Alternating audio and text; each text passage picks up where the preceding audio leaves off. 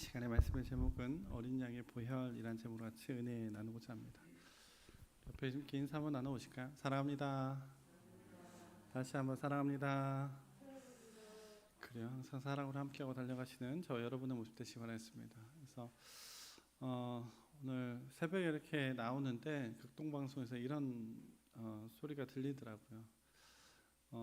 봄은 고난주간을 타고 온다 이렇게 이야기를 하더라고요. 들어보니까 내용은 이래요. 그래서 고난주간이 되면 꽃들이 만개한다 이렇게 하더라고요. 근데 정말 그렇습니다. 그렇죠? 고난주간이 되니까 온 산에 다 하얗게 그리고 얼럭덜럭 정말 물드는 수없이 많은 꽃들이 그 안에 피어 있습니다. 세상 사람들은 그 꽃을 바라보고 기뻐하고 즐거워하지만 믿는 우리들의 모습 안에서는 예수님의 십자가라고 하는 것 때문에 고난이라고 하는 것 때문에 마음 아파하고 한편으로는 위안이 되고 한편으로는 즐거움이 또한 주어지는 게 바로 그 십자가 사건이기도 하죠. 우리가 하나님의 음성을 듣고 구원의 자리에 선다라고 하는 것들은 너무나도 중요합니다. 회심한다라고 하는 것들은 너무나도 중요한 부분들의 모습 안에 있습니다. 듣고 순종한다라고 하는 것은 우리에게 있어서 너무나도 중요한 부분들의 모습을 말씀해주고 있죠. 그게 오늘 본문에 말씀하고 있는 6월절 어린 양에 대한 부분들의 모습입니다. 성공하는 사람들의 모습을 들여다보면 그들이 철저하게 계획을 잡더라고요. 어떻게 그것을 이뤄낼 것인가, 어떤 방법을 할 것이냐, 그리고 그 안에서 수없이 많은 계획을 가지고 그것들을 차곡차곡 만들어내게 됩니다. 그러나 실패한 사람들의 모습을 보면 수없이 많은 계획을 만들어 놓는데 그 계획을 준행하는 모습은 잘 없습니다.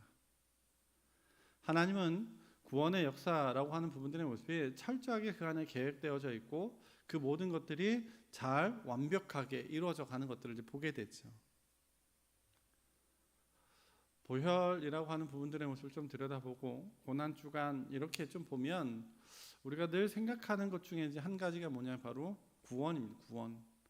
구원의 계획이라고 하는 부분들을 들여다보면 창세기부터 시작을 해서 요한계시록까지 정말 철저하게 잘 짜여진 각본대로 흘러가는 것들을 보게 되죠. 그리고 그 안에서 하나님께서 어떻게 구원의 역사를 만들어 가느냐, 왜 이러한 사건들을 주어졌느냐라는 사실에 대해서 우리에게 잘 보여주고 있는 게 바로 구원의 사역입니다.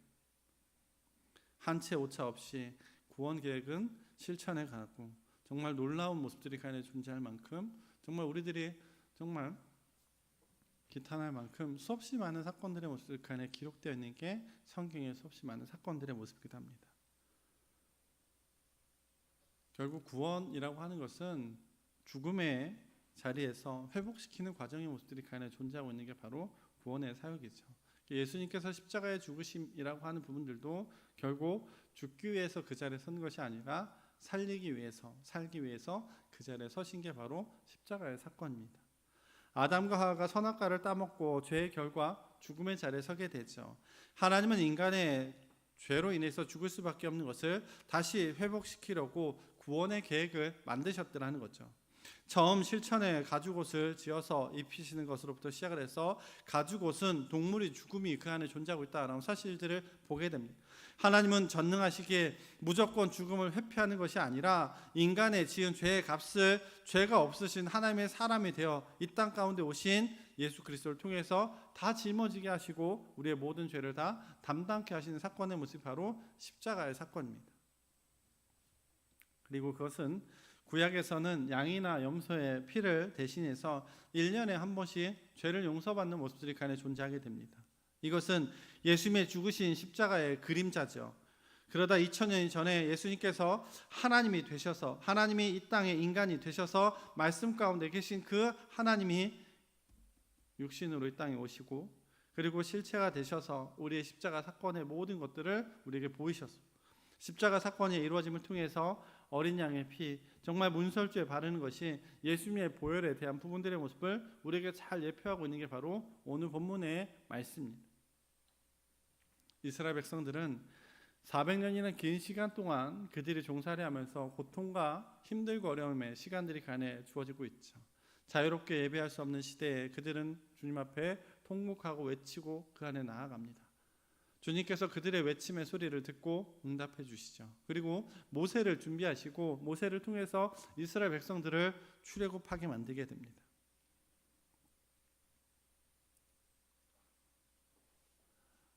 애굽에서 돈을 주지 않고 사용할 수 있는 노동력, 그리고 그것이 사라진다라고 하는 것들은 너무나도 큰 경제적인 타격, 나라의 위기의 모습들이 간에 존재하고 있는 게 바로 애굽의 모습일 것입니다. 그래서 바로는 이스라엘 백성들을 내어주는 것을 용납하지 않습니다. 수용하지 않습니다. 그것을 아신 하나님은 10가지 재앙을 통해서 애굽에 징계를 내리시죠.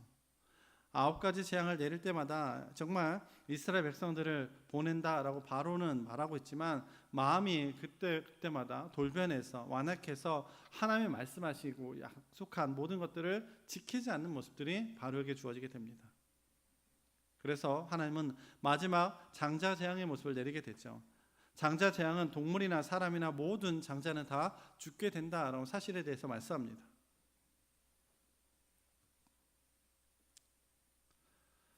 11장 5절에 보면 애굽 땅에 있는 모든 처음 난 것을 왕위에 앉아 있는 바로의 장자로부터 맷돌 뒤에 있는 몸종의 장자의 모든 가축의 처음 난 것까지 죽이리니 애굽 온 땅에 전무후무한 큰 부르짖음이 있으리라. 그러나 이스라엘 자손에게는 사람에게나 짐승에게나 한 마리도 그 혀를 움직이지 아니하리니 여호와께서 애굽 사람과 이스라엘 사이를 구별하는 줄을 너희가 알리라 하셨나니. 아멘. 10번째 재앙의 모습은 애굽에 있는 모든 장자들이 다 죽는다라는 사실에 대해서 우리에게 말씀합니다. 바로의 장자로부터 시작을 해서 여종의 장자까지, 그리고 그 안에 신분고아를 막론하고 모든 사람은 다 죽게 된다. 뿐만 아니라 동물의 처음 난 새끼들까지도 다 죽게 된다라는 사실에 대해서 말씀합니다. 자, 그러면 우리가 좀 생각해 볼 게 있는데, 하나님께서 첫 번째부터 9번째까지 재앙의 모습들을 들여다보면 애굽과 이스라엘이라고 하는 부분들의 모습을 정확하게 구분해 놓습니다. 애굽의 지경에는 재앙의 모습이 주어지지만 이스라엘 지경에는 그 안에서 재앙의 모습이 있지 않는 것들을 보게 됩니다. 자, 그러나 10번째 재앙의 모습은 좀 다릅니다. 10번째 재앙의 모습은 그런 구분이 존재하지 않죠. 하나님의 사자가 모두 처음 난 것들을 칠 때 이스라엘의 사람들을, 그것뿐만 아니라 그냥 지나가게 되는 이후의 모습은 정말 이스라엘 백성들이 하나님께서 허락하신 부분 안에 서 있을 때, 그들이 말씀 안에 순종하고 달려갔을 때 넘어가게 되는 일들이 주어지게 됩니다.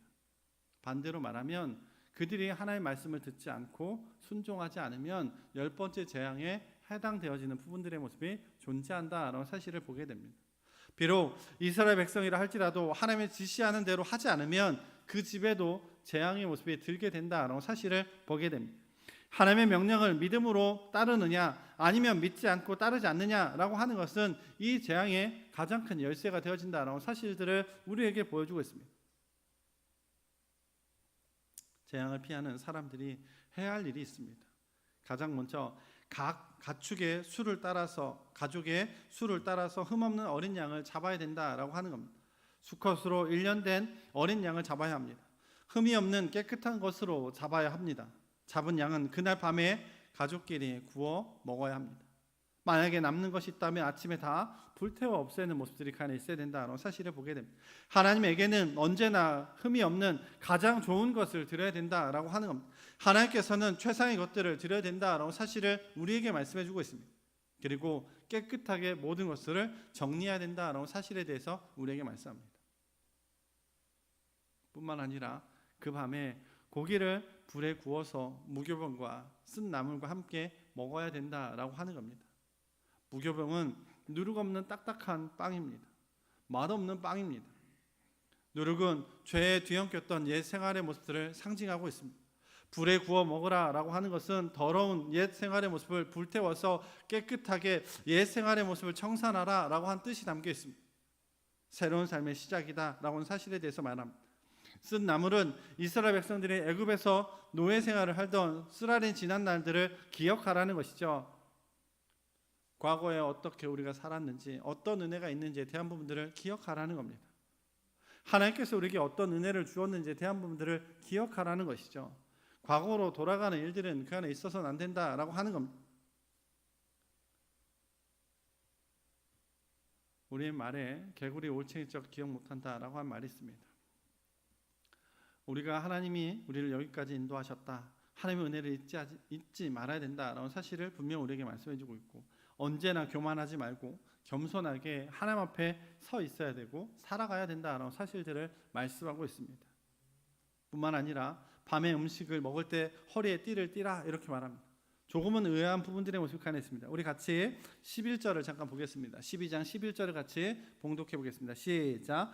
너희는 그것을 이렇게 먹을지니 허리에 띠를 띠고 발에 신을 신고 손에 지팡이를 잡고 급히 먹으라. 이것은 여호와의 유월절. 말씀에 보면 조금 이상하게 먹으라라고 하는 사실에 대해서 말합니다. 띠를 띠고 그리고 외출 준비를 하라는 겁니다.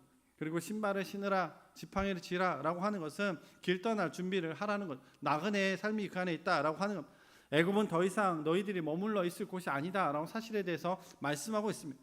너희의 최종 목적지는 오직 천국을 향해 달려가는 것이다라는 사실에 대해서 말씀합니다. 애굽의 이 세상을 사랑하지 말고 오직 천국을 향해 달려가라. 그게 바로 신앙생활이다라고 하는 겁니다. 우리가 잘 알고 있는 것처럼 정말 예수 믿기 전의 삶과 예수 믿고 난 후의 삶의 모습이 이렇게 분리되어집니다. 과거의 삶의 모습을 버리고 하나님 말씀하신 대로 순종하고 따라가며 그 안에 주 예수를 믿으라 그리하면 너와 내 집이 구원을 얻으리라 라고 하는 말씀을 통해서 정말 우리가 믿고 입으로 고백하고 신하면 구원의 자리에 서게 됩니다. 그러나 믿지 않고 듣지 않고 순종하지 않으면 그 말씀은 내게 존재하지 않습니다. 과거의 삶을 믿는다 고백하고 도로 산다면 믿음의 삶의 모습이라 말할 수 없습니다. 지금 주님께서 우리에게 말씀하신 건 구원의 삶을 어떻게 살아야 되느냐라는 사실에 대해서 우리에게 너무나도 잘 말씀해주고 있고, 신앙의 삶의 모습이 이러해야 된다라는 사실들을 잘 말씀해주고 있습니다. 회심의 모습은 다른 것이 아닙니다. 돌아오는 겁니다. 주님께로 돌아가고 주님이 원하신 삶의 자리에 돌아서서 그 안에 서고 나아가는 것이 우리들의 삶의 모습. 잘못된 길에 정말 서 있던 우리들이 옳은 길로 서서 달려가는 게 하나님께서 우리에게 말씀하신, 그게 바로 구원의 길이고 생명의 길이고 어린 양의 보혈로 인해서 주어지는 축복의 길이기도 합니다. 7절의 말씀 보니까 우리에게 이렇게 말씀하고 있죠. 그 피를 양을 먹을 집 문설주와 임방에 바르라. 우리 그렇게 말씀합니다. 집 안으로 들어가는 문설주에 양의 피를 바르라는 거죠. 문은 집 안으로 들어가는 입구입니다. 아무리 좋은 집이라 해도 입구가 없으면 무용지물입니다. 집 안으로 들어갈 수 없죠. 집 입구인 문설주에 어린 양의 피를 바르라 라고 말하는 것입니다.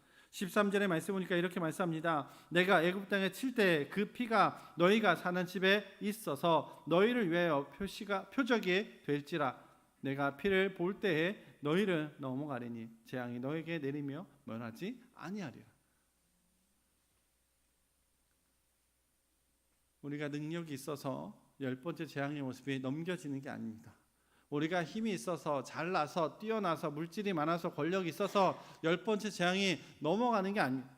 우리는 주님께서 말씀하신 대로 어린 양의 피를 문설주와 임방의 바름을 통해서 하나님의 사자가 그것을 보고 넘긴다라고 말하고 있습니다. 구원의 은혜는 내가 능력이 있어서 내가 뛰어나서 하는 게 아닙니다. 하나님은 우리에게 주신 은혜이고 은혜의 선물입니다. 값없이 주신 하나님의 선물이 바로 그것입니다. 우리는 아멘하고 받고 누리기만 하면 됩니다. 그게 구원의 은혜입니다.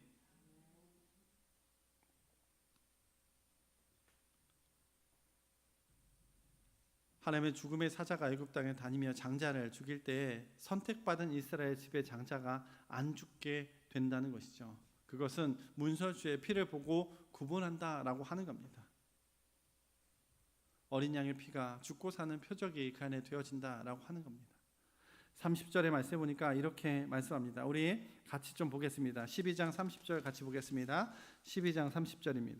시작. 그 밤에 바로와 그의 모든 신하와 모든 애굽의 사람이 일어나고 애굽에 큰 부르짖음이 있었으니 이는 그 나라에 죽임을 당하지 아니하는 집이 하나도 없었으며. 아멘. 그날 밤 바로와 신하들 이스라엘 애굽의 모든 백성들이 정말 대성통곡하는 모습들이 그 안에 있더라는 거죠. 어린 양의 피를 바르지 않는 애굽 사람들은 장자가 다 죽게 되었다라고 하는 겁니다. 그러나 어린 양의 피를 바른 이스라엘 백성들은 한 사람도 죽지 않았더라는 것이죠. 장자가 죽지 않은 것은 이스라엘 백성들이기 때문이 아니라 물선주의 바른 어린 양의 피로 인해서 주어지고 하나님 말씀 가운데 듣고 순종하는 모습 안에서 주어지는 축복이고 은혜다라는 사실에 대해서 우리에게 말씀합니다. 어린 양의 피가 죽고 사는 모습이 그 안에 존재하고 있더라는 거죠. 구약에서는 양의 피가 사람을 살렸습니다. 양의 피를 볼 때 죽음의 사자가 넘겨지게 되죠. 레위기 17장 11절에 보니까 육체의 생명은 피에 있음이라 내가 이 피를 너희에게 주어 단에 뿌려 너희의 생명을 위하여 속하게 하였나니 생명의 피에 있으므로 피가 죄를 속하느니라. 아멘. 이것은 신약으로 넘어와서 동물의 피가 아닌 예수 그리스도의 보혈로 바뀌어지게 됩니다. 히브리서 10장 4절의 말씀 보니까 이렇게 말씀합니다. 이는 황소와 염소의 피가 능히 죄를 없이 하지 못함이라. 예수님께서 죽으신 후에는 짐승의 피가 사람의 죄를 용서할 수 없다라는 사실에 대해서 말씀합니다. 예수님의 보혈로 마음의 문에 정말 임방에 바르라라고 말하고 있습니다. 그래야 구원의 자리에 설 수 있다라고 하는 것이죠.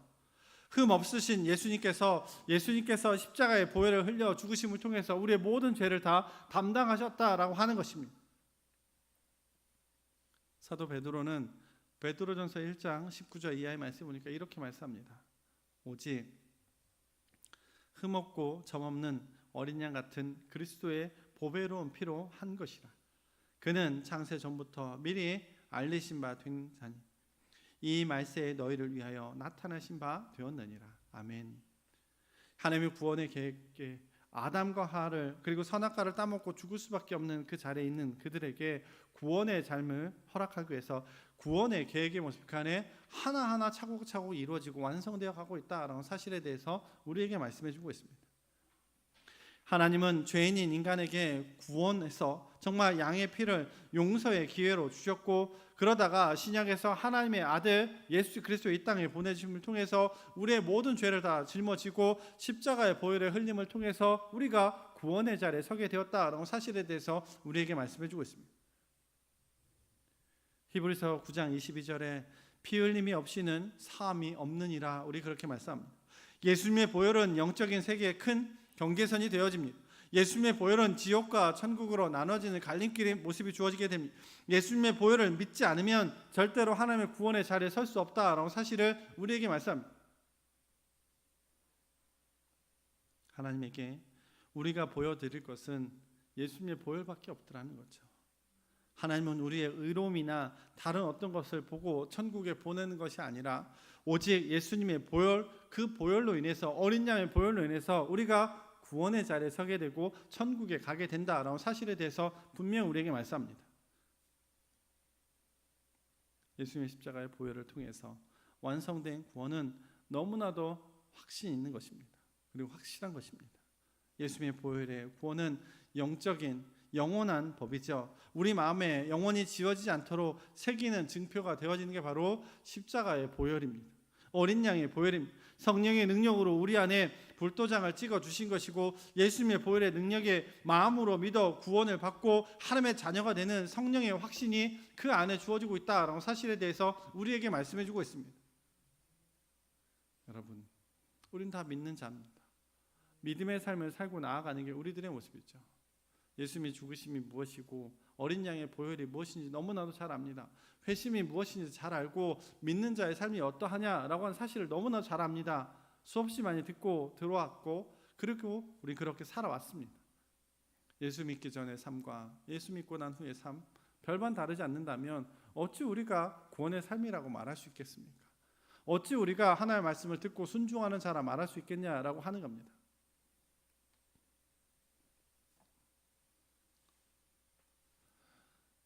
우리 몸에 여러 가지 장기들이 있죠. 그 중에 신장은 2개가 있습니다. 그런데 그 기능이 상실되면 수없이 많은 질병들이 그 안에 생겨지게 됩니다.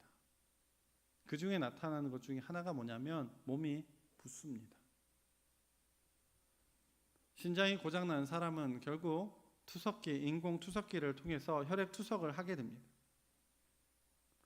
인공신장을 통해 깨끗한 피로 걸러지게 되죠. 다시 말하면 정말 우리 안에 더러운 모든 피들을 인공신장을 통해서 한 바퀴 다 돌리고 나서 새로운 피가 우리 안에 들어가게 됩니다. 새로운 피가 다시 걸러져서 깨끗한 피가 환자의 몸에 들어가면 붓기도 빠지게 됩니다. 힘들고 어렵게 했던 일상의 힘들고 어려운 삶이 정말 3일이든 일주일이든 다시 움직일 수 있는 힘이 그 안에 수혈되어지더라는 거죠.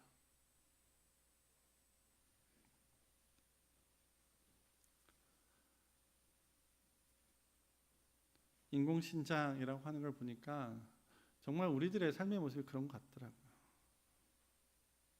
죄악으로 더러워진 우리들의 영혼, 주님의 정결한 피로 씻음 받을 때 새로운 힘을 얻고 세상을 살아갈 수 있는 힘이 우리 안에 주어지게 되는 겁니다. 매일 죄를 짓고 달려가지만 주님의 보혈 앞에 정말 우리가 용서받고 새 힘을 주시는 하나님의 사랑 가운데 우리가 서고 나아갈 수 있다는 사실들을 보게 됩니다. 이스라엘 백성들이 구원을 받는 것은 이스라엘이기 때문이 아닙니다. 문설주에 바른 어린 양의 피로 인해서 그들이 구원의 자리에 서게 되고 정말 피를 보고 죽음의 사자가 넘겨지게 된 것입니다. 우리가 잘나서 뛰어나서 능력이 있어서 권세가 있어서 우리가 구원받는 게 아닙니다. 하나님은 모든 자들에게 예수 그리스도의 이름을 주셨고 그 이름을 믿는 자에게 그리고 입으로 고백하고 시인하는 자에게 구원의 삶을 주셨습니다. 특별한 인간의 공로로 구원받고 천국에 가는 것이 아닙니다. 오직 나의 마음 가운데 죄인으로 고백되어지는 것, 그리고 주님의 십자가 보혈을 마음에 영접하고 믿고 나아가는 것, 그게 우리들의 삶이고 구원받는 자의 삶입니다. 요한복음 1장 12절 말씀을 보면 세번역에 이렇게 말합니다. 예수님을 맞아들이는 사람들, 곧 예수 이름을 믿는 사람들에게는 하나님의 자녀가 되는 특권을 주셨다. 이렇게 우리가 말씀합니다. 사랑하는 성도 여러분, 우리가 늘 돌아오는 고난주간, 늘 경험하고 나아가는 부활절의 모습들이 우리 안에 주어집니다. 우리가 기억해야 될 것은 나의 죄로 인해서 예수님께서 십자가에 죽으셨다는 거죠. 우리의 삶에 수없이 많은 죄로 인해서 예수님께서 그 십자가 고난에 서게 되셨다라는 사실들을 분명히 우리는 기억해야 됩니다. 우리가 능력이 있어서 정말 구원의 자리에 선 것이 아님을 또한 인정해야 되고 그 안에 겸손하게 주님 붙들고 의지하며 서야 하는 게 또한 우리들의 모습이기도 합니다. 예수님의 보혈이 우리들의 마음 가운데 확실하게 바른 신앙의 고백의 모습이 존재한다면 우리들의 삶의 자리에서 어떠한 모습이 있다 하더라도 타협하지 않고 믿음의 순결함의 모습을 지켜나가는 것뿐만 아니라 예수님이 우리 안에 계심을 통해서 세상에 수없이 많은 유혹의 모습이 그 안에 존재한다 할지라도 믿음 지키고 달려가는 모습들이 우리 안에 주어질 줄 믿습니다. 우리는 영적으로 깨어서 주님의 음성을 들어야 합니다. 주님의 음성을 들었다면 순종하고 나아가는 모습들이 우리 안에 있어야 합니다. 경험되어지는 우리들의 신앙은 흔들리지 않고 요동하지 않습니다. 확신 있는 모습 안에서 늘 주님과 함께 하시고 부활의 산 소망의 모습을 가지고 달려가시는 저와 여러분의 모습 되시길 주의 이름으로 축원드리겠습니다. 기도하겠습니다. 사랑과 은혜가 많으신 하나님 아버지 감사와 찬양 드립니다. 믿음 안에 온전히 섭니다. 주님을 바라보고 나아갑니다. 믿노라 고백하고 나아가지만 여전히 우리들의 옛 자아가 살아나 정말 주님을 따라야 됨에도 불구하고 그러지 못한 우리들의 모습을 봅니다. 세상에 치우치고 세상에 사로잡혀 정말 주님께서 말씀하신 음성을 듣지 못했던 우리들의 모습을 또한 바라봅니다. 고난 주간을 통해서 다시금 우리들의 삶의 모습을 되짚어 봅니다. 회심이 무엇인지, 회개가 무엇인지, 구원의 삶이 무엇인지, 구원이 무엇인지 다시 한번 짚어봅니다. 주님, 아무 공로 없는 저희들의 삶의 자리에 찾아와 주시고 기꺼이 저희들을 위해서 죽으시고 또한 저희들 낙심 가운데 있는 우리들에게 부활의 산소망을 허락하신 주님, 그 기쁨과 즐거움과 은혜를 마음껏 누리고 달려나가는 귀한 모습이 저희들 안에 존재할 수 있도록 인도하여 주시고 주님을 찬양하며 주님을 바라보며 달려나가는 귀한 자들 될 수 있도록 주님 인도하여 주옵소서. 늘 주님께서 계획하시고 역사하심의 모습들이 우리들 삶 속에 그대로 이루어짐의 모습을 경험하고 누리는 저희들 되게 하시고 하나님을 만나고 체험하는 모습 안에서 정말 요동하지 않는 모습으로 세워져가는 믿음의 귀한 자들로 세워져갈 수 있도록 인도하여 주옵소서. 또한 믿지 않는 많은 자들, 죽어가는 많은 영혼들에게 주님 복음을 증거할 수 있는 귀한 자들로 저희들 사용하여 주옵소서. 감사드리며 거룩하신 예수님의 이름으로 기도드렸습니다. 아멘. 감사합니다. 기도로 승리하신 저와 여러분